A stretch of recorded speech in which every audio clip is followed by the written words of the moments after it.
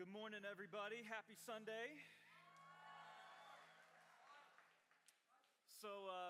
It was early in June of 2006. I was a youth minister outside of Charlotte, North Carolina. Didn't expect that. That's cool. And I was at a graduation ceremony for some of my students who were graduating. And while I was sitting there, I ended up getting a phone call from my dad. And I didn't think it was appropriate at that time to answer the phone, and so I did what maybe you guys do from time to time with your parents. I just ignored the call. And then about 10 to 15 seconds later, my dad called back. And have you guys ever had one of those phone calls that you just knew that something was wrong? So I answered the phone, and I walked up to the concourse, and my dad told me that my grandpa had passed away. He was out in his field, and he just didn't come back whenever he was supposed to come back. And then my dad put my mom on the phone, and it was her dad who had passed away. And my mom just said a few words through her tears. She said, "Andy, please come home." I was one of the fortunate people. I was 24 years old whenever I got this phone call, and this was the very first person who was close to me, the first grandparent or anything that I had ever lost. And so my wife, Heather, and I, we immediately started trying to figure out how are we going to get from Charlotte back to Southwest Missouri. We had no money, we didn't have anything, but we figured it out, and within a day or so, we were on a plane flying to Kansas City where I was going to meet my brother, and we were going to drive down to our family's home a couple hours south. And I remember pulling in to my grandma's house, getting out of the car, and my mom, she's standing right there to meet us in the driveway, and we go and we hug and we cry. Then I walk into my grandma's house, and she's sitting in the chair that she always sat in. But you can just tell that she's completely shell-shocked with everything that's happened. And I walked over her, and we hugged and we cried some more. It was honestly like some of the most emotional days of my entire life. I was only there for a few days, but eventually we had the funeral for my grandpa, and then the next day, it was time for me to hop back in the car and go to the airport so I could go back to Charlotte. Just before we left for the airport, I was standing in my grandma's driveway, once again saying goodbye to my grandma and my mom, and there were more hugs and more tears, but my grandma was the very last person that I said goodbye to. Whenever I looked her in the eye, my heart just broke for my grandma. My grandpa had been her entire life for more than 60 years, and now he's gone. And family's beginning to leave, and she had to figure out how to move on. And so I pulled her in for a big hug, and then as I pulled away, I looked at her, and I'll tell y'all, I don't think that I always give, really, really good advice. But I think that the advice that I gave my grandma in this moment was the best advice that I had ever given. I looked at my grandma, and I said, "Grandma, have a good day. But if you can't have a good day, then have a good morning. But if having a good morning is just too much to ask in this moment, then have a good hour. But if even having a good hour is too long for that to be good, then have a good minute. But if you can't even make it a single minute with it being good, then Grandma, in this moment, make it good." Then I hopped in the car and I sat down and I thought, that wasn't half bad, And that advice has always stuck with me because I think that it applies to so many areas of life. It doesn't just apply to what my grandma was going through. It doesn't just apply to grieving, but it applies to so many things. And I believe that it applies to our faith. As we are people who are striving to live the life that Jesus desires for us to live, as we're people who are striving to follow Jesus. I told you guys at the beginning of the week that my prayer for each and every one of us is that all of us would leave this place a little bit more like Jesus than we were whenever we showed up a few days ago. And I hope, I've been praying that would happen. And as you know, this week is coming to a close. And I know that some of you guys, you are so excited to go home. You're excited to take the growth that you've experienced here back with you. You have a game plan for relationships. You know that there are certain conversations that you need to have whenever you get back home. You know that your parents are going to be so excited to hear about the way that Jesus has moved in your life this week. But then there's others of you, and you're not excited to go home at all because this week has been an escape for you. And now you're getting ready to walk back into turmoil and pain. You're going back into a place that maybe it just feels like there's this dark cloud of sickness or sadness or brokenness or divorce. And to be honest, it's not really something that you're looking forward to being confronted with. But regardless of where you fall there, here's what I want to encourage you with today. When you go home, be faithful. Live the life that Jesus desires for you to live each and every day. But if being faithful for an entire day is too much, then each morning and each afternoon and each evening, be faithful. But if that's too much, then each hour, be faithful. But if you can't be faithful for an entire hour, then each minute, be faithful. And if a single minute is too much for you to think about being faithful, then with each and every moment that the Lord is gracious enough to give you, be faithful. I've loved our time together in Paul's letter to the Ephesians this week. And as we talked about, Paul wanted us to know that we are loved, that we are chosen, that we've been secured by the Holy Spirit, who is the seal of our salvation. He wants us to know the good news of the gospel, but he doesn't just want us to know the good news of the gospel. He wants us to be changed by the good news of the gospel. He wants us to be united by the gospel. He wants the gospel to change the way we live, to change the way we think, to change the way we speak, to change the way we act, to change absolutely every single thing about us. But as Paul begins to bring this letter to a close, he also wants us to know that the gospel is meant to change your relationships.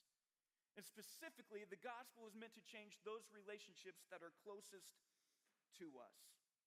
Something that I found to be generally true in my life, and maybe you all would agree with this, is that no one seems to see the worst side of you than those who are closest to you. I promise you, it's my wife and kids who see the worst part of me because I'm able to hide the worst parts of me from a lot of other people, and maybe you are as well. But Paul doesn't want that to be an excuse for us, so he tells us how to live within these close relationships.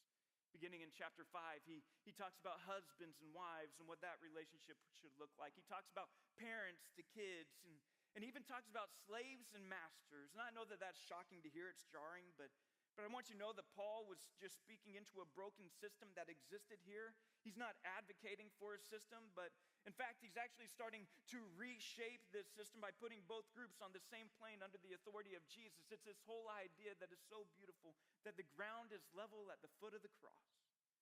But Paul, he's also talking to children about the relationships they should have with their parents. And this is what he says. Children, obey your parents in the Lord, for this is right. Honor your father and mother, which is the first commandment with a promise, so that it may go well with you and that you may enjoy long life on earth. This is a common command throughout Scripture. Clearly, it's like one of the big 10, like one of the 10 commandments, but it's also common in the New Testament. You see it here in Paul's letter to the Ephesians, but then it's also mentioned in 5 other places in the New Testament. Everything about Jesus' new covenant ethic that he's called us as believers to live under, it comes down to the heart, and our hearts being transformed to where it transforms our lives from the inside out. And nowhere is that transformation more legitimately seen than in the relationships that are closest to us. But what does it look like for kids to honor their parents? I would say that it starts with attitude. It's not just obeying, but it's how you obey. The eye rolls, maybe, the sighs, the pouting, the talking back. That's not honor. And when we do that, it's not only a way that we respond to our parents, but it's also a reflection of how we're responding to God. Because listen to what Paul says. He says, children, obey your parents in the Lord, for this is right. Paul is saying this is how God designed things to be. This is how God designed things to work. So obeying your parents isn't merely behavioral. Obeying your parents is also theological. And that sounds so simple, right? But we know it's not easy. And like I mentioned, I know that some of you, that you're not coming from homes that honor Jesus. You're not coming from homes that are really interested in doing things the Jesus way. You're You're coming from a home where you don't believe that they respect you. You don't believe that they have your best interest in mind. And I'm telling you, as a dad, like my dad heart breaks for you. I am so sorry for the dark situation, for the broken and dark situations that maybe you find yourself in from time to time, but I want you to hear me. In Jesus, please, in Jesus, you are the light of the world. And your light can shine anywhere you go. And the darker the place is, the brighter your light can shine. So let your light shine in your home. Honor and serve and love your family and point them to Jesus. And man, I pray that one day your family who may not be following Jesus today, I pray that your mom and your dad will surrender their lives to Christ and that they will look back on your light and your witness as being the catalyst to the change that led them to the foot of the cross in eternity in glory. For so many of us, the thing that we need to understand is that kingdom work starts right here, right where we are. Kingdom work starts at home. It starts in your school. It starts in your neighborhood. It starts in your community. As Jesus, he transforms our hearts, our lives. You can clap here in just a second. As Jesus transforms our hearts and our lives, we begin to see that he's sending us to be a light in a dark and a broken world. But when we think about being sent, we usually imagine going somewhere far away, right? We imagine going on a mission trip to another country, to somewhere new. But more often than not, the very first places that God sends us are much, much closer. He's sending you to your home. He's sending you to your school, to your neighborhood, to your community. And please hear me, that is not insignificant. But that's exactly how the light of Jesus begins to shine in a dark and a dying world. One life in one place at a time. Now you can clap.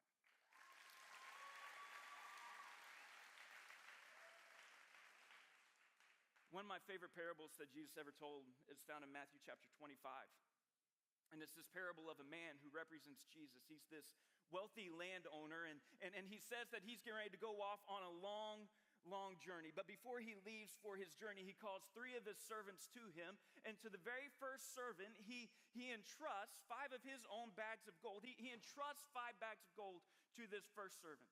And the first servant, he takes the 5 bags of gold that have been entrusted to him, and he ends up putting them to work, and he gains 5 more bags. To another servant, he entrusts 2 bags of gold to him, and that servant, he goes and puts the 2 bags of gold to work, and he ends up gaining 2 more. But then to another servant, he entrusts 1 bag of gold, but this servant did nothing with it. Instead, he went to his backyard, and he dug a hole in the ground, and he buried the bag of gold right there. In Matthew chapter 25, beginning in verse 19, go ahead and open up your Bibles there because there's some stuff I want you to notice. This is what it says. After a long time, the master of those servants returned to settle accounts with them. The man who had received 5 bags of gold, he brought the other 5 that he had earned through his work. Master, he said, you entrusted me. If you have a physical Bible and a pen, I want you to underline, I want you to circle the word entrusted. You entrusted me. What that word means is that it is not mine. But Master, Jesus, it is yours. Jesus, my life is not mine. It is yours. My family, it is not mine. It is yours. My gifts, my talents, my abilities, they are not mine, but they are yours. And you have entrusted them to me to oversee them, to be a steward of them. Master, you entrusted me with 5 bags of gold. See, I've gained 5 more. And his master replied, well done, good and faithful servant. You are good because you are faithful.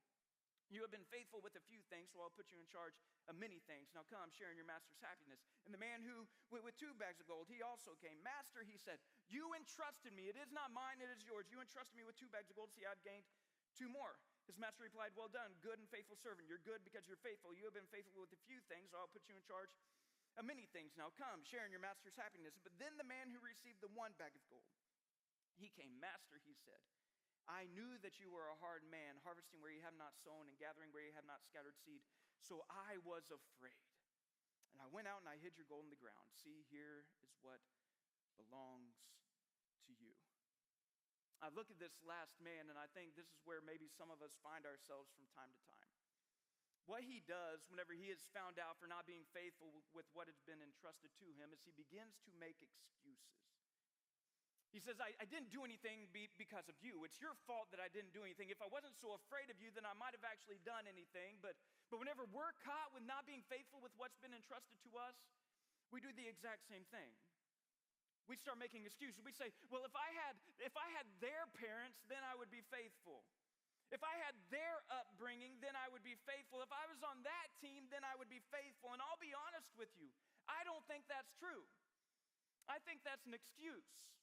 Because if we are not faithful with what God has entrusted to us now, why should we believe that we would be faithful with something that he trusted to somebody else? Because this man did nothing with what he had been entrusted with, his master replied to him, "You wicked, lazy servant." I want to point out three things real quick about this text. The first one is this. Everyone is given different starting points. This is true in life. Jesus right here, he's acknowledging the unfairness of life that maybe upsets some of us from time to time.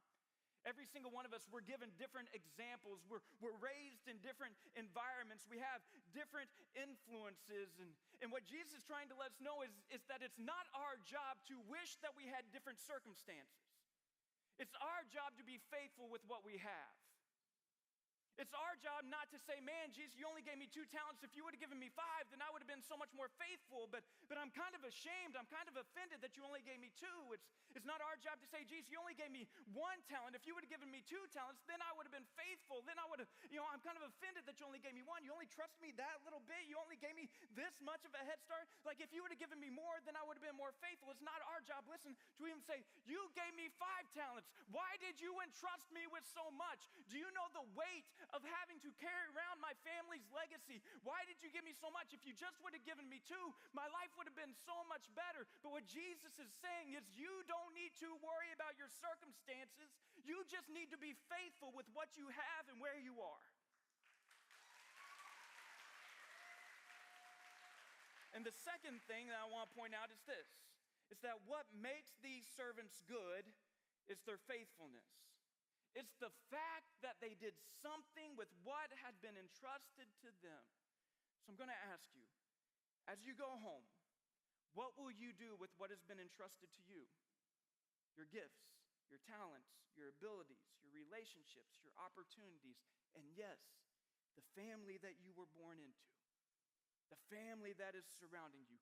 How will you be faithful there? Then the last part is, this is important because we will be held accountable for what has been entrusted to us.